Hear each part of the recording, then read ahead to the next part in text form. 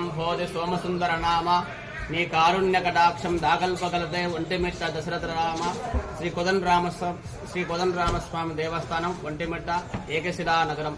ఈ యొక్క దేవస్థాన మహత్యం ఏమనగా ఇక్కడ రామ లక్ష్మణ సీతాదేవండి కోదండరామస్వామి అంటారు. త్రేతాయుగంలో జామవంతుల వారి యొక్క ప్రతిష్ట. రాముల వారు లక్ష్మణస్వామి సీతాదేవి యొక్క ప్రాంతానికి వచ్చినప్పుడు రాక్షస సంహారం అంతా చేసి ఇక్కడే నివసించి వెళ్తారన్నమాట.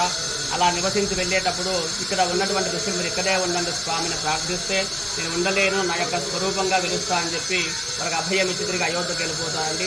అలా వెళ్ళిన తర్వాత జామవంతుల వారి యొక్క ప్రాంతానికి వచ్చినప్పుడు రాముల వారు వచ్చి వెళ్ళిన ఆనవాళ్ళను గుర్తించి లోపల గర్భాలయంలో ఉన్నటువంటి 3 విగ్రహాలు కూడా ఒక కొండరాజుగా ఉంటే దాన్ని 3 భాగాలుగా స్వయంగా జామవంతుల వారి చెక్కి ప్రాణప్రతిష్ఠ చేశారండి.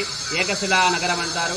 సీతాదేవి రాముల వారు అరణ్యవాసానికి పోకముందే రావణాసుడు సీతాదేవిని అపహరించగా